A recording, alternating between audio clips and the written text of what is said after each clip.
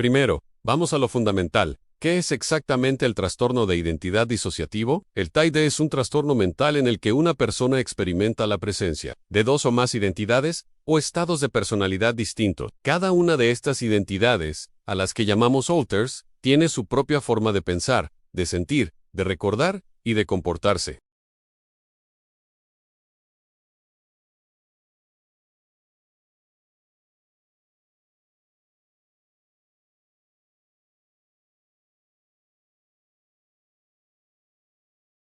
El rasgo principal, y la clave para entender el TID, es la disociación. La disociación es un fenómeno psicológico en el que la mente se separa o se desconecta de ciertos aspectos de la realidad para protegerse del dolor emocional o físico. Imaginen que están viviendo algo tan terrible que su mente, para no colapsar, decide irse a otro lugar, desconectarse de lo que está pasando. En el TD, esta desconexión es tan profunda y repetida que la conciencia se fragmenta. Cada una de estas identidades o alters puede tener características muy definidas y diferentes entre sí. Por ejemplo, pueden tener su propio nombre, una edad distinta a la del cuerpo, una voz o un tono diferente, gestos particulars, gustos y preferencias únicas, e incluso habilidades o conocimientos que otras partes no tienen. Se han documentado casos donde un alter puede necesitar gafas, mientras que otro no, o uno puede ser alérgico a algo y otro no. Esto puede sonar increíble, pero demuestra hasta qué punto la mente puede influir en el cuerpo. Esto ocurre porque la mente, desesperada por protegerse, crea compartimentos seguros donde almacenar experiencias, emociones y recuerdos, que son demasiado dolorosos para que un yo único pueda procesarlos y seguir adelante.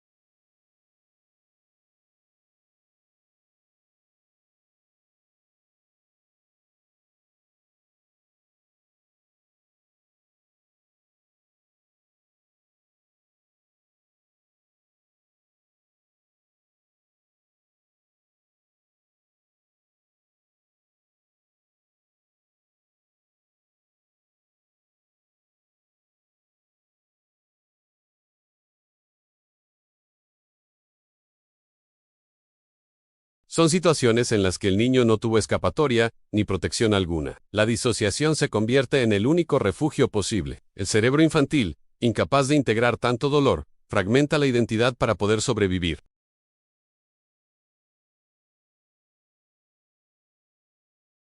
Pero el trauma por sí solo no es el único factor.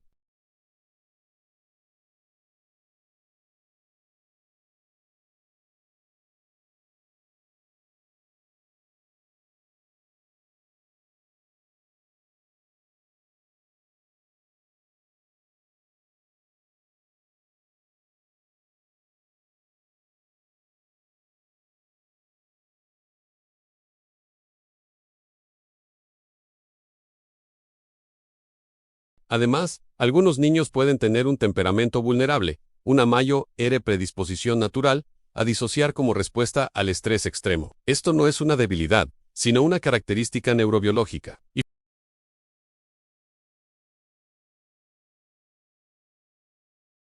ojo, la imaginación no es la causa del trastorno, pero un niño con una gran capacidad para crear mundos internos puede utilizar esa habilidad para dar forma a identidades internas con roles específicos, como un protector fuerte o un amigo que le hace compañía. En conjunto, es importante entender que el TD no surge de la nada ni es una elección. Es la consecuencia inevitable de un mecanismo de adaptación que se activó para permitir a un niño sobrevivir a situaciones absolutamente insoportables. Es una herida, no una fantasía. Bien, ya hemos visto qué es el TD y cuáles son sus causas. Ahora, profundicemos en cómo se forma exactamente esta fragmentación de la identidad. ¿Cómo pasa un niño de ser una sola persona a tener una identidad dividida? Como mencionamos, todo comienza con la disociación. Durante un evento traumático, el niño aprende a irse mentalmente. Es un acto de autoprotección. Imaginen a un niño pequeño sufriendo un abuso.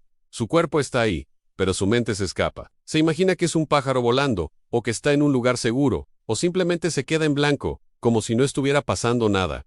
Ese irse es la disociación. Cuando el trauma es repetido, esta desconexión se vuelve un hábito, un mecanismo de defensa automático. Con LT, esas partes disociadas que se escapan empiezan a adquirir más complejidad y funciones específicas para ayudar a la persona a manejar diferentes aspectos de su vida y del trauma. Por ejemplo, puede formarse una identidad protectora, que es fuerte, agresiva, y se encarga de enfrentar las amenazas. Esta parte puede surgir cuando el niño necesita defenderse pero no se atreve. También puede surgir una identidad, que es la que soporta el dolor físico o emocional, directamente. Mientras esta parte sufre, el yo principal puede desconectarse y no sentir nada. Otra identidad puede ser la que guarda los recuerdos traumáticos. Esta parte almacena todos los detalles horribles, para que las otras partes, especialmente la que interactúa con el mundo exterior, puedan funcionar sin ser constantemente abrumadas por esos recuerdos. A menudo también existe una identidad infantil, que representa al niño que fue en el momento del trauma, y que permanece, congelada en esa edad, conservando la inocencia, el miedo y la vulnerabilidad de entonces. Y por supuesto, suele haber una identidad social, conocida como el host o anfitrión, que es la que generalmente se muestra al mundo. Va a la escuela o al trabajo e intenta llevar una vida lo más normal posible, muchas veces sin ser consciente de la existencia de las otras partes o de la magnitud del trauma, lo que inicialmente eran simples mecanismos de defensa. Con el tiempo y la repetición del trauma, se van consolidando y se convierten en identidades cada vez más completas y separadas, con su propio funcionamiento psicológico.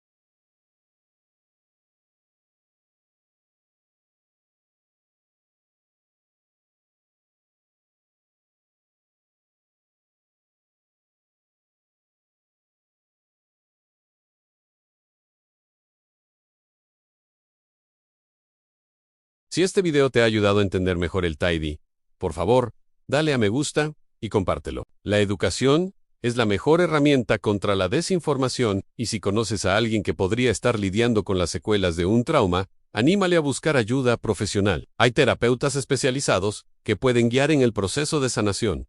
La recuperación es posible. Gracias por acompañarme en este tema tan importante. No olvides suscribirte al canal para más contenido sobre psicología y bienestar mental. Nos vemos en el próximo video. Cuídense mucho. ¿Sabías que el trastorno de identidad disociativo es mucho más que lo que vemos en las películas? Hoy vamos a desmitificar este tema tan complejo, basándonos en la evidencia clínica, para que entiendas de verdad cómo se vive y por qué ocurre. Vamos a empezar con la pregunta clave. ¿Cómo se manifiesta realmente el trastorno de identidad disociativo? El síntoma principal, el que todos conocen, es la presencia de dos o más identidades distintas en una misma persona. Y no son solo cambios de humor. Cada identidad, también llamada alter, tiene su propio tono emocional, sus propias memorias, sus conductas, e incluso habilidades diferentes. Una puede ser experta en un idioma que otra desconoce, o tener una letra completamente distinta. Junto a esto, aparece un síntoma central a la amnesia disociativa. Esto no es un simple olvido. La persona puede no recordar episodios completos de su vida, conversaciones que acaba de tener, o acciones que realizó mientras otra identidad tenía el control. Son vacíos profundos en la memoria, como si alguien más hubiera tomado el volante por un tiempo. Imagina no saber qué hiciste durante horas o incluso días. Es una experiencia aterradora y confusa. Además, muchos pacientes describen sensaciones de despersonalización y desrealización. La despersonalización es sentir que te observas a ti mismo desde fuera de tu cuerpo, como si no fueras real. La desrealización es sentir que el mundo que te rodea es irreal, lejano, como si estuvieras viendo una película en lugar de vivir tu propia vida. Estas sensaciones aumentan la confusión y el aislamiento. Otro signo visible son los cambios súbitos en el comportamiento, la voz y la postura, cuando otra identidad toma el control. A esto se le llama un switch o cambio. A veces, Este cambio es muy notorio e inmediato. En la persona cambia su forma de hablar, sus gestos, su expresión facial. Otras veces es más sutil, pero las personas cercanas al paciente lo notan claramente. Es como si de repente estuvieran hablando con alguien completamente diferente. Todo esto viene acompañado de problemas emocionales severos. La ansiedad crónica, la depresión, los ataques de pánico y una irritabilidad intensa son casi una constante. Vivir con una mente fragmentada es agotador y genera un sufrimiento psíquico enorme.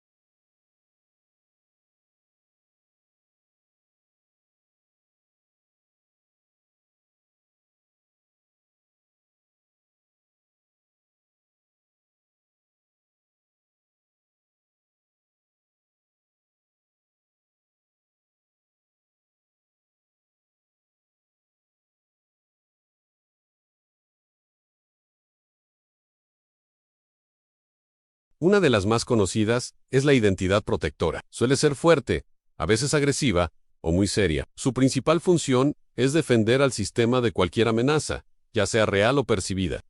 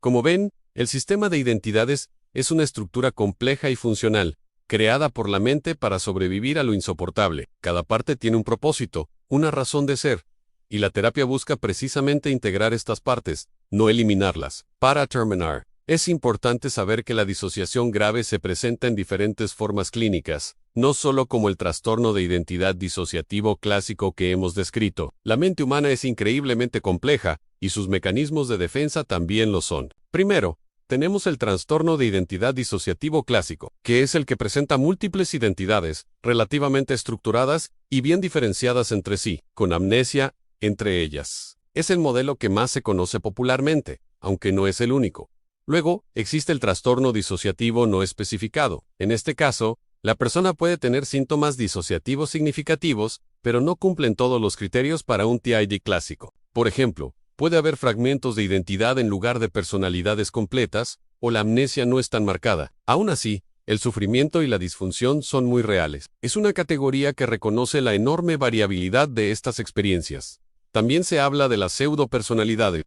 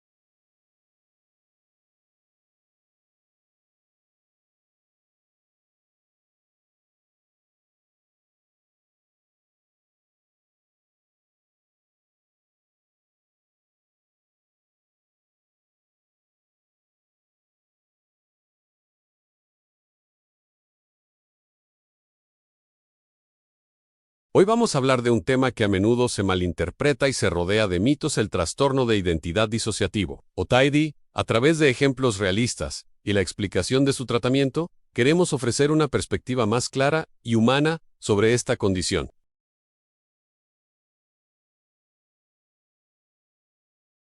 Primero, quiero dejar claro que los ejemplos que voy a compartir son ficticios, pero están basados en patrones clínicos reales para proteger la privacidad de las personas. Imaginen a María, una mujer de 28 años. Durante su infancia sufrió situaciones de abuso muy graves. Para protegerse, su mente creó una identidad llamada Clara. Clara tiene 20 años, una voz muy firme y un carácter fuerte y decidido.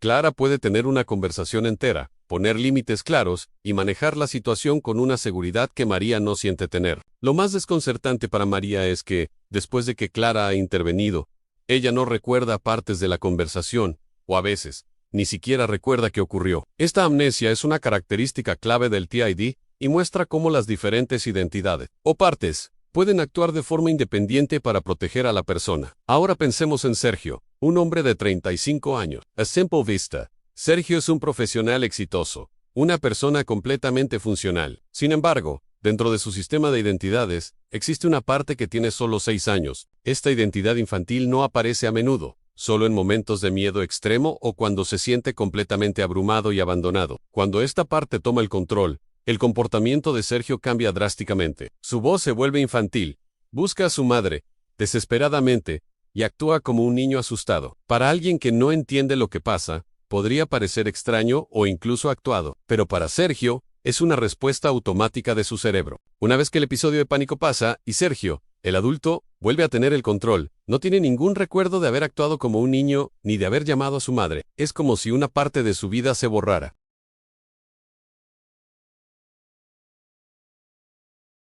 Otro ejemplo muy ilustrativo es el caso de Anna Ann. Imaginen la sensación de despertar una mañana, no en su cama, sino en una habitación de hotel, en una ciudad cercana, sin la más mínima idea de cómo llegó allí. Su bolso está a su lado. Hay un billete de autobús en su interior, pero no tiene ningún recuerdo del viaje ni de las últimas horas. Esto es lo que le pasó a Anna Ann, una de sus identidades, una parte que maneja el dolor emocional más intenso.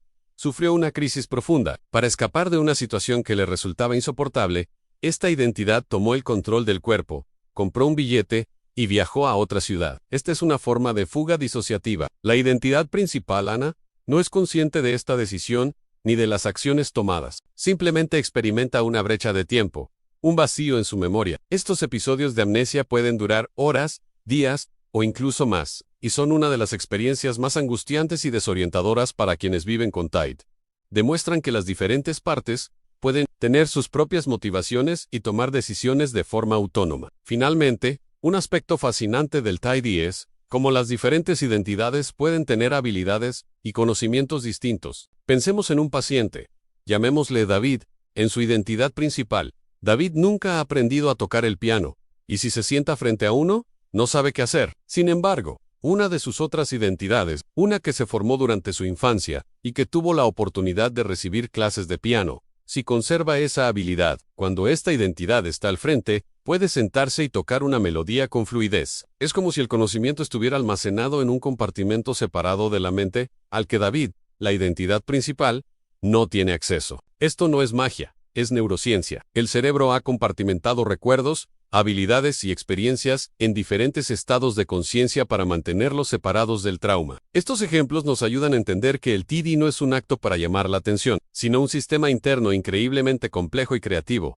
desarrollado por el cerebro como un mecanismo de supervivencia. Ahora que hemos visto cómo se puede manifestar el TID, es fundamental hablar sobre la recuperación. ¿Cómo se trata? El tratamiento más eficaz y recomendado es la terapia especializada en trauma y disociación, un proceso que requiere tiempo, paciencia y un terapeuta con experiencia. El primer paso es la estabilización emocional. Las personas con TID a menudo viven con emociones muy intensas y abrumadoras, y sufren episodios disociativos frecuentes que interrumpen su vida. Así que, antes que nada, se les enseñan herramientas para manejar esas emociones. Técnicas como el mindfulness, que ayuda a estar en el presente, o el grounding, que consiste en conectar con el entorno a través de los 5 sentidos para anclarse a la realidad. El objetivo es reducir la frecuencia y la intensidad de los episodios disociativos, para crear una base segura desde la cual trabajar. Una vez que la persona se siente más estable, comienza la psicoterapia de integración. Y aquí hay un punto clave que a menudo se malinterpreta. El objetivo no es eliminar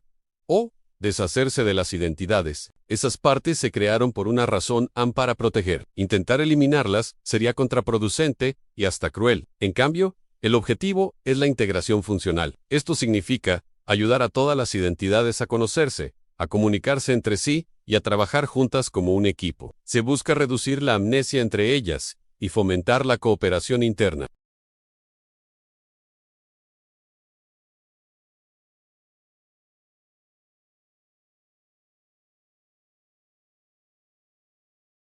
El siguiente paso, que se aborda con extremo cuidado, es el trabajo con las memorias traumáticas. El TID se origina en traumas severos y repetidos, generalmente en la infancia. Esas memorias están encapsuladas y separadas para que la persona pueda seguir funcionando. En terapia, estas memorias se procesan de forma muy gradual y segura, siempre al ritmo del paciente. El terapeuta se asegura de que la persona tenga las herramientas para manejar el malestar que pueda surgir, evitando a toda costa la retraumatización, es decir, volver a vivir el trauma de una forma que cause más daño.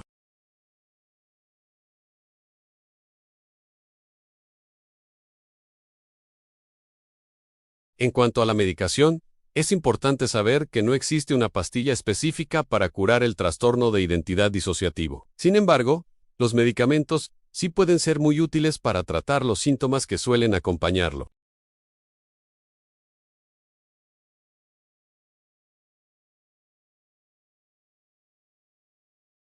Tratar estos síntomas ayuda a mejorar la calidad de vida y facilita que la persona pueda participar de manera más efectiva en la terapia. El tratamiento del TID es un maratón, no un sprint. Puede durar varios años, pero la buena noticia es que, con la ayuda adecuada, muchísimos pacientes logran una vida funcional, estable y consciente de todas sus partes internas. Finalmente, hablemos de cómo es la vida diaria para alguien con TID. A pesar de los desafíos, muchas personas con este trastorno pueden llevar una vida plena y productiva. Pueden trabajar, estudiar, formar una familia y mantener relaciones de amistad y de pareja. El mayor desafío, tanto para ellos como para su entorno, es comprender y aceptar que viven con un sistema interno de identidades. Cada una de estas partes tiene sus propias necesidades, emociones, recuerdos y formas de ver el mundo. Aprender a navegar esta realidad interna es el núcleo del proceso de sanación. Con un tratamiento adecuado y el apoyo de sus seres queridos, las personas con TID pueden alcanzar una vida equilibrada, segura y consciente. Pueden aprender a vivir en armonía con sus partes internas, transformando un mecanismo de supervivencia en una fuente de fortaleza y resiliencia. Espero que esta explicación les haya ayudado a comprender mejor el trastorno de identidad disociativo desde una perspectiva más informada y compasiva. Si conocen a alguien que podría estar lidiando con esto, anímenlo a buscar ayuda profesional especializada. Gracias por acompañarnos. Si te ha gustado el vídeo, dale a like y suscríbete para más contenido como este. Hasta la próxima.